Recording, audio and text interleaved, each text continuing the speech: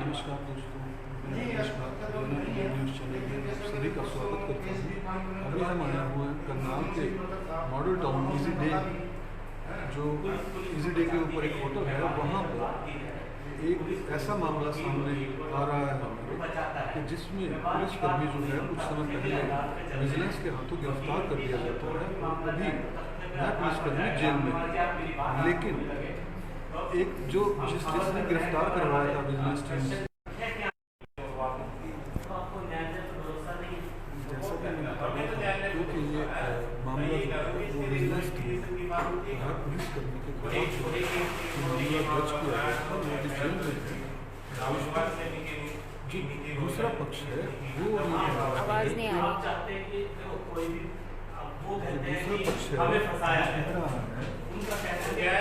वो कह रहा है कि उन पर दबाव बनाया जा रहा है, केस को वापस लेने का उन पर दबाव बनाया जा रहा है, चारों तरफ से दबाव बनाया जा रहा है। और इसी को लेकर प्रेस कॉन्फ्रेंस जो है वो यहाँ पर रखी गई है। पूरा मामला जो है वो देखते हैं।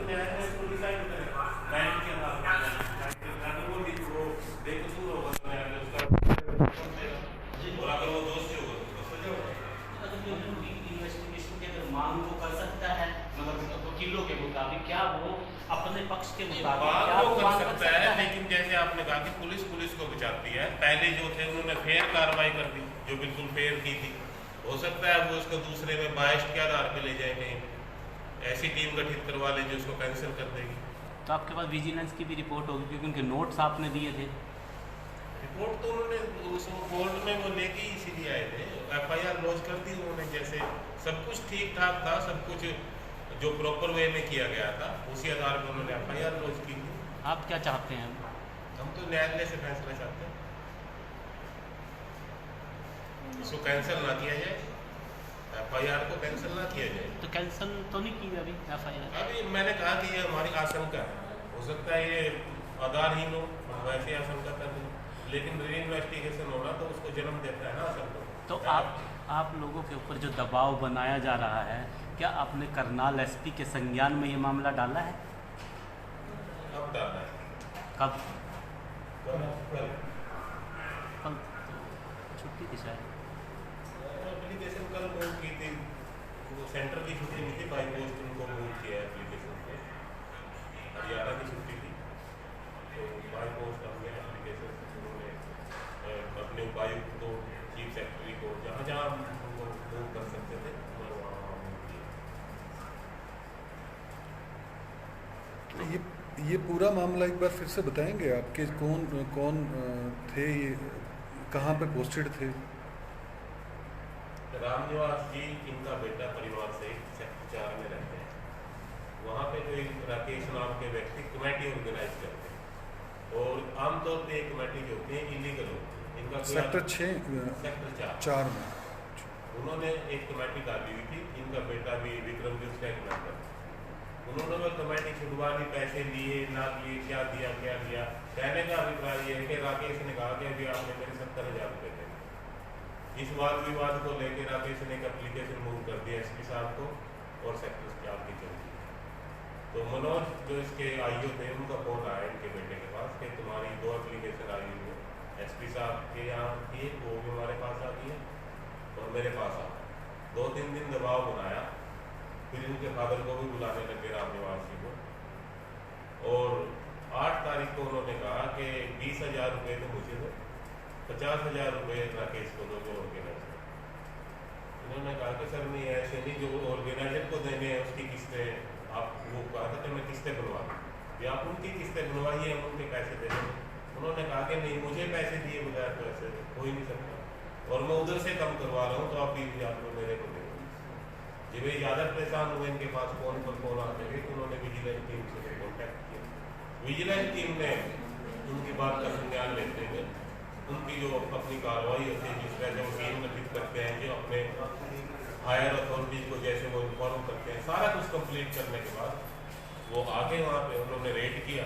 पैसे इन्होंने पाउडर लगा के उनको दे रखे थे, 20,000 रुपये। 20,000 रुपये, और वो एट द स्पॉट वो पकड़े गए। मनोज ने वो पैसे लिए थे, उन उनके हाथ धुलवाए गए, जो भी उनकी प्रक्रिया होती है उन्होंने पूरी तरह से adopt किया। इसी मामले को लेके पिछले कुछ समय पहले जब ये गिरफ्तारी हुई थी तो सचिवालय में भी प्रदर्शन हुआ था, उनके पक्ष में भी हुआ था और विपक्ष में भी हुआ था, दोनों वही मामला है ये सारा का सारा।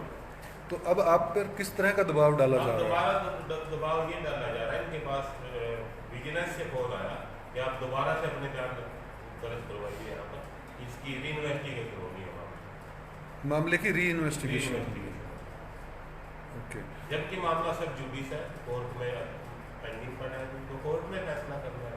जिस तरह का प्रदर्शन लघु सचिवालय में किया गया, लोग उनके पक्ष में पहुंचे, तो उन्होंने शायद ये कहा होगा कि इस मामले की री इन्वेस्टिगेशन हो, दोबारा से एक बार जांच हो। अगर आपका मामला बिल्कुल सही है, अगर दोबारा से अगर जांच होती है उसमें आपको आपत्ति है? दोबारा से जांच होने का मतलब उसको कैंसिलेशन की तरफ ले जाएंगे। मतलब क्या उन्होंने पहले बिना जांच किए एफआईआर लॉन्च कर दी? क्या उन्होंने बिना प्रूफ के एफआईआर लॉन्च कर दी? पहले अधिकारी को बचाने का प्रयास कर रहा है, ऐसा साफ साफ दिख रहा है, और कहीं ना कहीं पुलिस प्रशासन पूरा का पूरा इन्वॉल्व दिख रहा है इस मामले में। ऐसा अभी की बात जो कार्रवाई हुई थी वो फेल हुई। बिल्कुल, उस वक्त तो गिरफ्तार कर लिए गए थे, ये हमने भी कवर किया है, इस न्यूज़ को पहले भी दिखाया था। तो लेकिन अभी ऐसा लग रहा है कि प्रशासन के ऊपर कहीं ना कहीं से दबाव आ गया है, सामाजिक हो या पॉलिटिकल हो, कोई ना कोई दबाव है जिसको देखते हुए ऐसा संज्ञान ले रहे हैं। ये कितनी तारीख की बात है जब मनोज को पैसे दिए गए थे? 9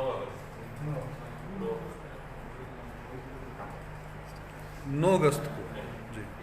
तो हाँ, 2 महीने पहले की ही बात है। तो अभी क्या आप मांग, यहाँ पर जो प्रेस कॉन्फ्रेंस रखी है, आपका इसके अंदर मोटिव क्या है?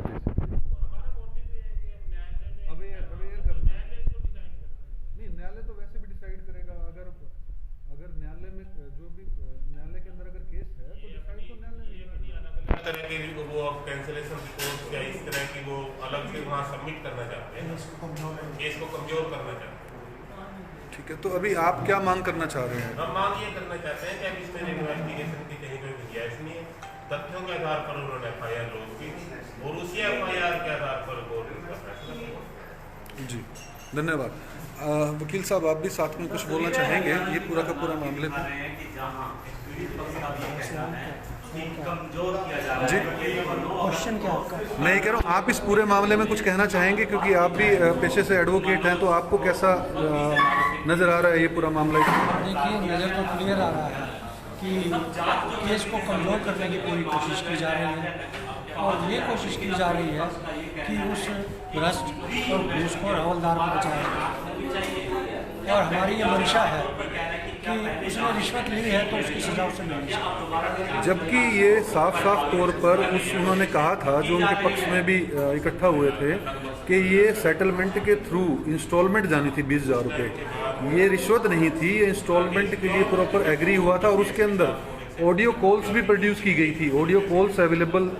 उन्होंने खुद जब जिला सचिवालय में उनके पक्ष के अंदर प्रदर्शन हुआ, उनके परिवार के साथी भी कुछ लोग मौजूद थे, हमने वो वीडियो कवर की थी, तो उसके अंदर ऑडियो भी सुनवाई गई थी, जिसके अंदर ये कहा गया था कि आपका जो पैसा 20,000 रुपये है वो यहाँ पे आ रहा है और आप ले जाओ, कमेटी के मामले के कारण से सेटलमेंट जो हुई थी। और उसमें पुलिस ने सिर्फ इतनी बात कही थी कि हमने तो भूमिका निभाई है। इसके बारे में क्या कहना है? ऐसा नहीं है, इनके ऊपर ज़्यादा दबाव था हवलदार की तरफ से, इनके साथ गाली गलौज किया गया और ये कहा गया कि मैं अपने 20,000 रुपये लेकर छोड़ूंगा। इनके पास रामनिवास के पास भी उसकी शायद ऑडियो है। नहीं, तो ऑडियो के बारे में क्या कहना चाहेंगे? उसके अंदर साफ तौर पे ऐसा सुनावाया गया था कि ये तो भाई पैसे जो है समझौते के हैं और इसकी इंस्टॉलमेंट 20,000 रुपये जो है वो चौंकी से उठा के ले जाना। तो क्या वो फेक है? वो फेक है? ये बातें बहुत बार हुई हैं, हो सकता है कि बीच में एक बार ऐसा बोला गया हो, अदरवाइज उसने रिश्वत के पैसे मांगे थे। नहीं, कहीं ऐसा तो नहीं लगता कि आपको लगता है कि ये आपसी समझौता पहले हो गया था? मैं आपसे पूछ रहा हूँ आपकी ये राय कि आपसे समझौता हो गया था और उस समझौते को वो पूरा नहीं हुआ और उसमें फिर अब घटनाक्रम को चेंज किया जा रहा है? नहीं, ऐसा नहीं, ऐसा नहीं।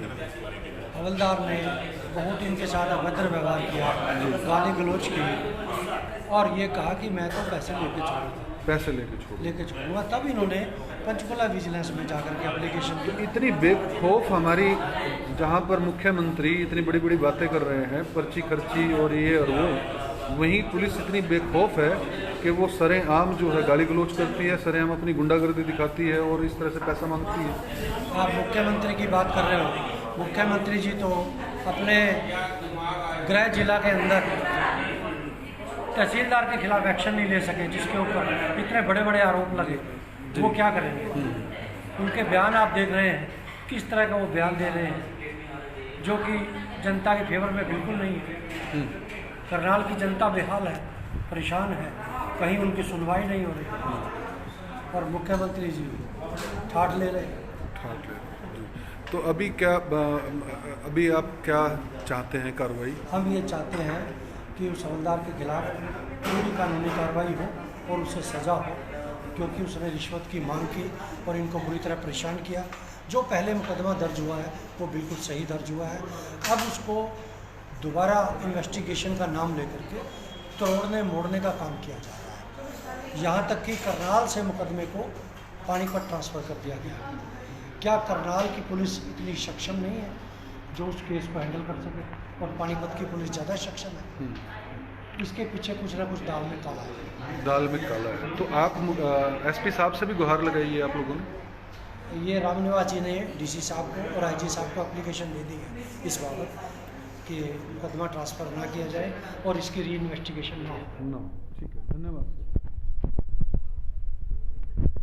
जैसा कि आप देख सकते हैं यहाँ पर ये वही मामला है जो हमने कुछ महीने पहले, 2 महीने पहले के आसपास दिखाया था, जिनके पक्ष में जो है काफ़ी लोग इकट्ठा होकर, इस पुलिस वाले के पक्ष में काफ़ी लोग इकट्ठा हुए थे और उन्होंने जो है न्याय की मांग की थी। उन्होंने कहा कि ये गलत फंसाया गया था, कमेटी का मामला था, उसमें 20,000 रुपये देने की बात कही गई थी। वहीं पर इन्होंने जो दूसरा पक्ष है जिनसे अभी हमने बात करवाई, आप रामनिवास जी, इन्होंने जो है धोखाधड़ी करके ये पूरा का पूरा मामला जो है विजिलेंस को दे दिया और विजिलेंस टीम से, क्योंकि पैसा तो बरामद होना ही था और ऑडियो भी वायरल हुई थी, ऑडियो सुनाई भी गई थी।